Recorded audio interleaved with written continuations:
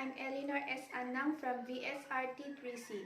So today's video, I will demonstrate the different projection from the upper extremities. AP projection Burman method. Burman stated that this projection provides a clear image of first CMC joint. So the patient position, ensure that the patient is seated on the side of the radiographic table and ask the patient to hyperextend the hand. Ensure that the upper extremities place it in the same plane. And instruct the patient to rotate the hand internally. Place the first CMC joint at the center of the IR. So in this projection, we will be needing a loop of bandage. Put the loop of bandage on the phalanges and ask the patient to pull it when the exposure will begin. So the central ray is approximately 45 degrees toward the wrist, entering the first CMC joint. Structure shown magnified the concavo-convex outline of the first CMC joint, and it clearly demonstrates the first metacarpal and trapezium in concave profile, base of the first metacarpal in concave profile, and the first CMC joint. PA projection folio method. This projection is useful for diagnosis of ulnar collateral ligament rupture of the first MCP joint of the thumb, or also known as Skier's thumb.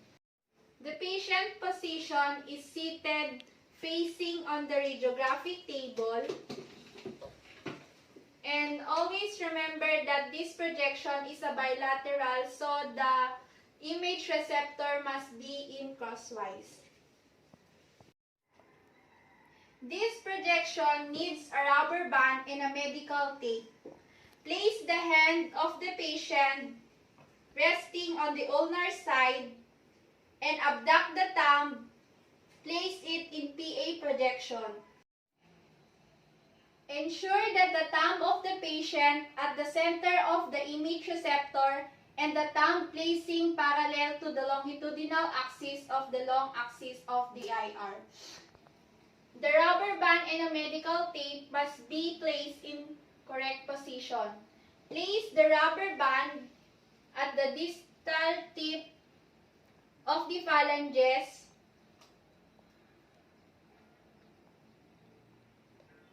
and put the medical tape between the first metacarpal bodies and instruct the patient to pull away from each other when the exposure will begin. Go. So the reference point and the central ray, it is perpendicularly directed at a point midway between both hands at the level of the first MCP joint. So the structure shown demonstrate the MCP joint of the metacarpal phalangeal angles bilaterally. AP projection Robert method.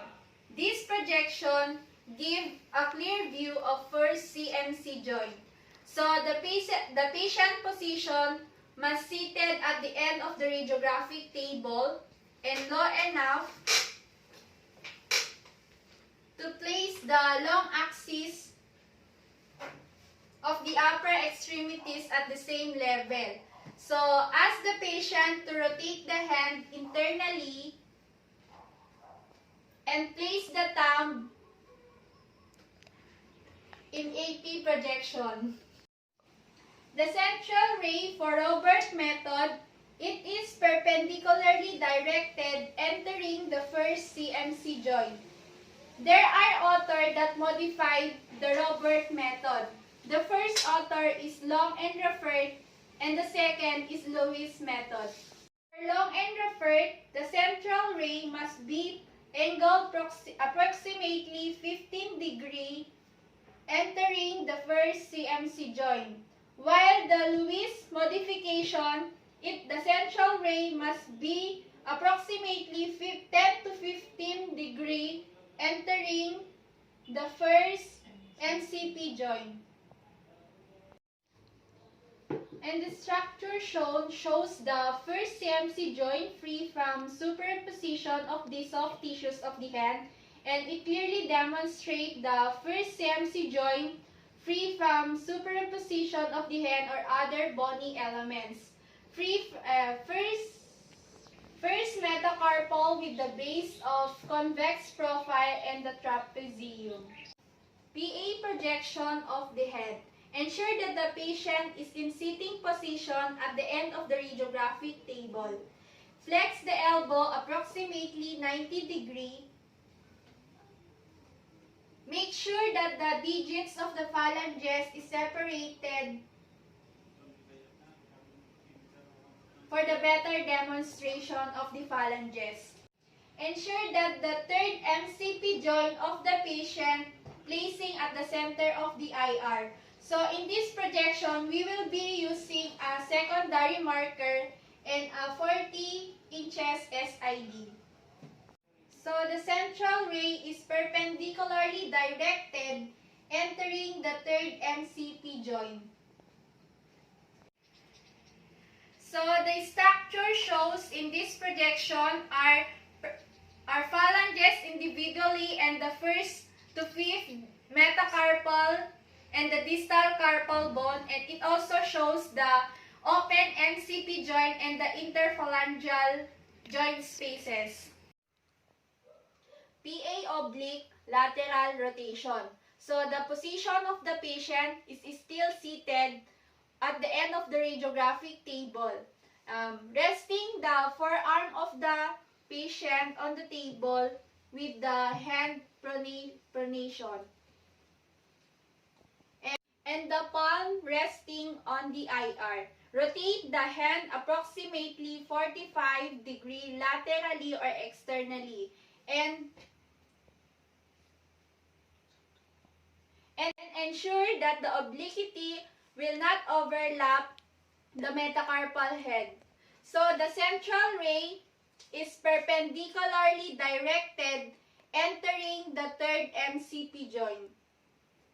And the structure shown in this projection, it shows the PA projection of the hand and the phalanges and the metacarpal turn laterally or externally. And it clearly demonstrates the minimal overlap of the third to fourth and fourth to fifth metacarpal shaft and slightly overlap the metacarpal bases of the head and the separation of the second and third metacarpals.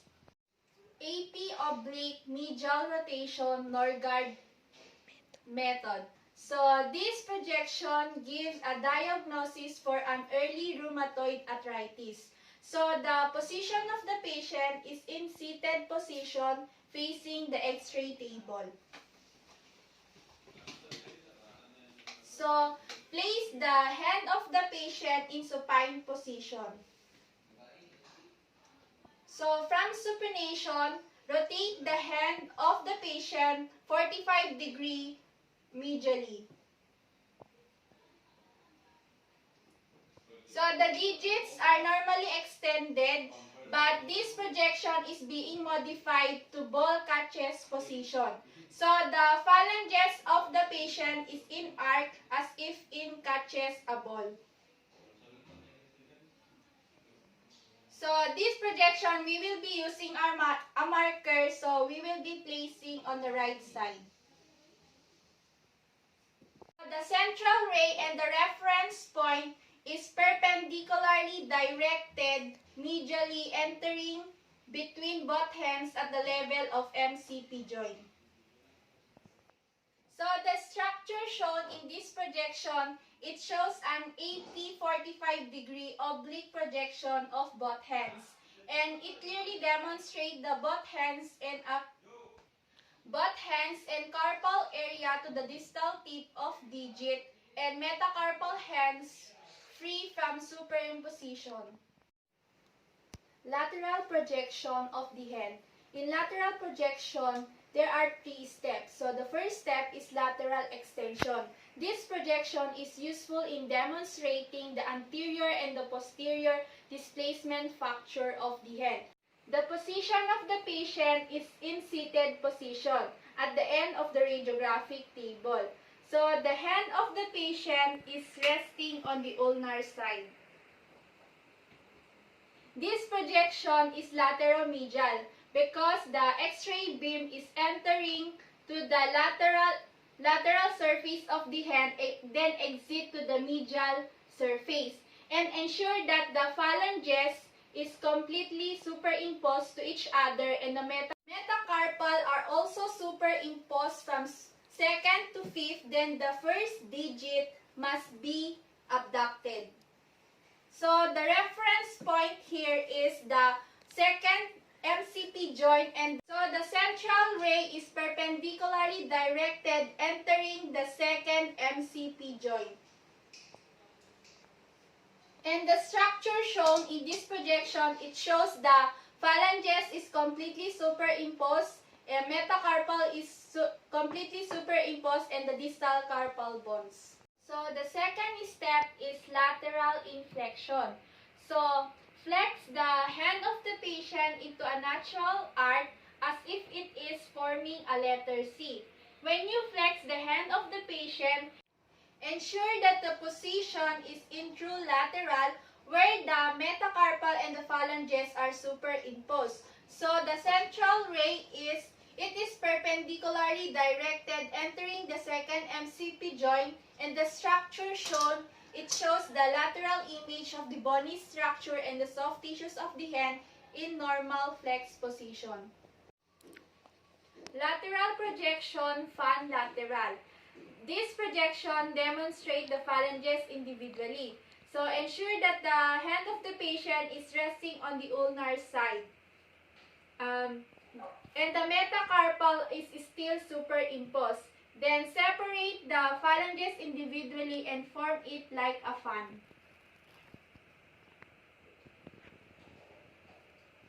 So the central ray is perpendicularly directed entering the second MCP joint, and the structure shown, it shows the phalanges individually and the completely superimposed metacarpal bones and the carpal distal.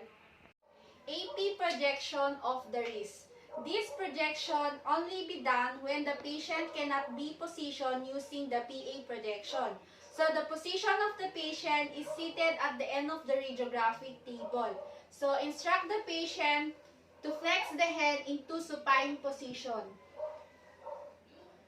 Ensure that the mid-carpal of the wrist is placing at the center of the IR, and the longitudinal axis of the hand is parallel to the longitudinal axis of the IR.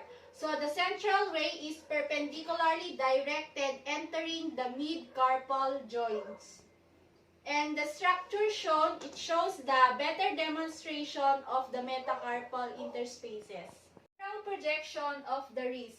So the position of the patient is seated at the end of the radiographic table. So flex the elbow of the patient into 90 degrees, and the hand is resting to the ulnar side. And ensure that the wrist of the patient is placing at the center of the IR, and the longitudinal axis of the wrist must be parallel to the longitudinal axis of the IR. So ensure that the wrist of the patient is placing in true lateral position by ensuring that the hand is not rotated. So position of the hand of the patient is lateromedial because the X-ray beam is entering to the lateral surface, exit to the medial surface. So the central ray is perpendicularly directed entering the wrist joint. So the structure shown, it shows the superimpose of the metacarpals, carpals, and also the distal radius and the ulna. So AP projection of the forearm. So the position of the patient is seated at the end of the radiographic table and low enough to place the entire limb in the same plane. So instruct the patient to extend the elbow and the hand and place the hand in supination. And ensure that the epicondyles of the humerus are placed in parallel to the IR to place the forearm in AP. And ensure that the humerus and the forearm in same horizontal plane. The central ray is perpendicularly directed entering the mid-forearm. And the structure shown, it shows the distal humerus and ulna and also the proximal carpal bone. And it clearly demonstrates the wrist and the distal humerus and the slightly superimposition of the radial head and no elongation or foreshortening of the humeral epicondyles. So next is lateral projection of the forearm. So from AP projection, flex the elbow of the patient 90 degree. Then the hand is placing lateral position and the thumb is pointing upward. So the central ray is perpendicularly directed entering the mid forearm, and the structure shown, it shows the bones of the proximal and the elbow joint and the proximal row of the carpal bone. And it clearly demonstrates the wrist, the distal humerus, and the superimposition of the radius and ulna, and superimposition by the radius head over the coronoid process. AP projection of the elbow. So the position of the patient is seated at the end of the radiographic table. Extend the elbow of the patient and place it through AP position. And the hand is in supine position.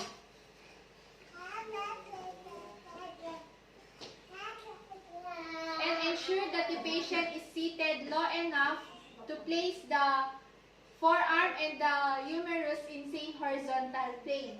And make sure that the longitudinal axis of your elbow is parallel to the longitudinal axis of the IR. Make sure that the head of the patient is turned away from the X-ray table. So the central ray is perpendicularly directed entering the mid-elbow joint, and the structure shown, it shows the AP projection of the elbow joint, the distal arm, and the proximal forearm. And it clearly demonstrates the open elbow joint, the proximal forearm, and the distal in profile. Lateral projection of the elbow. So the position of the patient is seated at the end of the radiographic table and low enough to place the forearm and the humerus in same horizontal plane. Extend the elbow 90 degree and place at the center of the IR. So the position of the patient is in lateral position. And we will using a marker and place at the right side. And the central ray is perpendicularly directed entering the elbow joint. And the structure shown, it shows the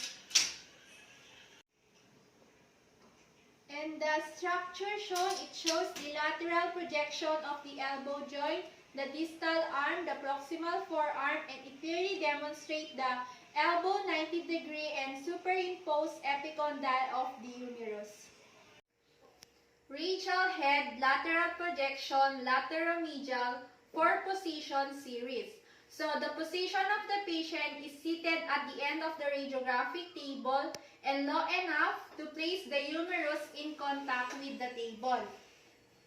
And flex the elbow 90 degree. And the marker is placing at the right side of the patient. So this projection, we will be using 4 positions. So the first position is the head of the patient is supinated as much as possible. And the second is lateral position. And the third is the head of the patient is impronated. And the last is rotate the hand internally. So these 4 positions have same central ray. So the central ray is perpendicularly directed entering the elbow joint.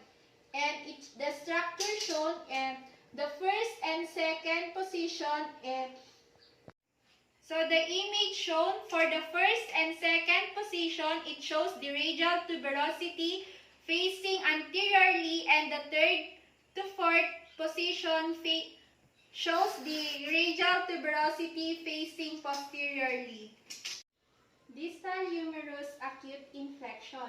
So the position of the patient is seated at the end of the radiographic table and low enough to place the humerus in contact with your image receptor. And the elbow must be in acute flexion. And the distal humerus is placed parallel to the IR. So the reference point is 2 inches superimposed to the olecranon. So the reference point is 2 inches superior to the olecranon process. So dito siya. And the central ray is perpendicularly directed entering the distal humerus.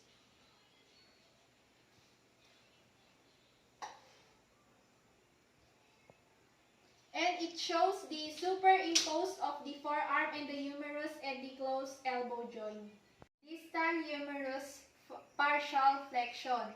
So from acute flexion, instruct the patient to flex the elbow partially and ensure that the distal of the humerus is placed parallel to the IR, and the central ray is entering to the elbow joint perpendicular to the humerus, and it shows the closed elbow joint.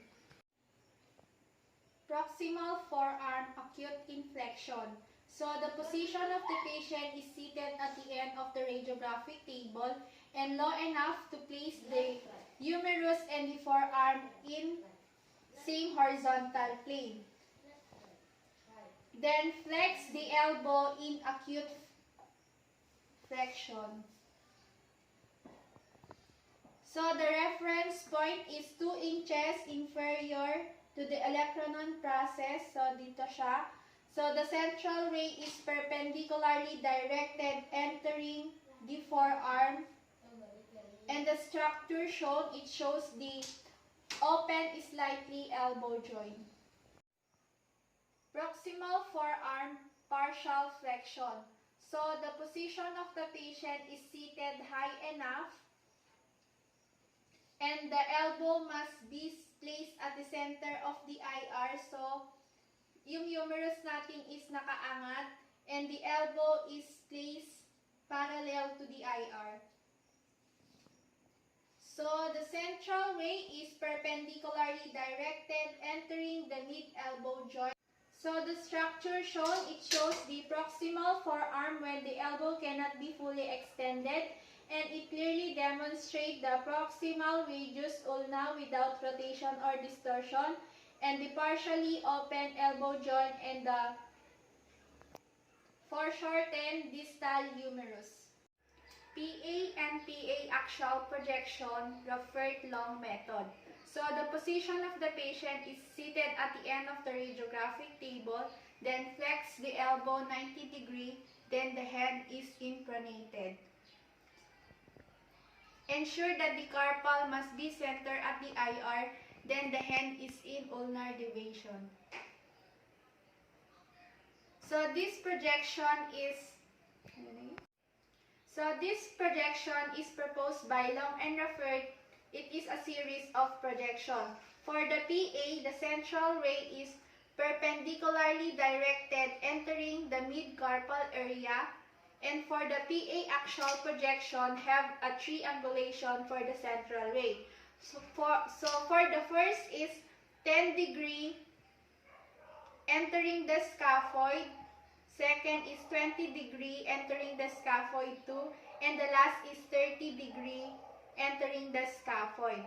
So for the structure shown, it shows the scaphoid with the minimal superimposition, and it clearly demonstrates the no rotation of the wrist and the extreme ulnar deviation. For the projection of the humerus, we have AP and the lateral projection. So for the AP projection, the position of the patient is in standing position. Instruct the patient to rotate slightly internally. Then abduct the hand away from the body. Then the hand is insupinated. So the humerus must be placed in contact to the IR and ensure that the upper border is 2 to 3 inches above the shoulder. And make sure that there is no metallic object that obscure the anatomy of interest. So for the central ray is perpendicularly directed, entering the mid-humerus. And the structure shown, it shows the entire length of the humerus, and it clearly demonstrates the elbow-shoulder joint, humeral head, and the greater tubercle in profile. Lateral projection of the humerus. So from AP projection, the hand is insupinated and the position of the patient is still in standing position. So rotate the hand internally, then flex the elbow and place the anterior hand on the hip. And ensure that the humerus is still in contact to the IR. Then the upper border is 2 to 3 inches above the shoulder. So for the central ray is perpendicularly directed, entering the mid-humerus. And for the structure shown of the lateral projection is the entire length of the humerus, and it clearly demonstrates the elbow shoulder joint and the greater tubercle superimposed over the humeral head.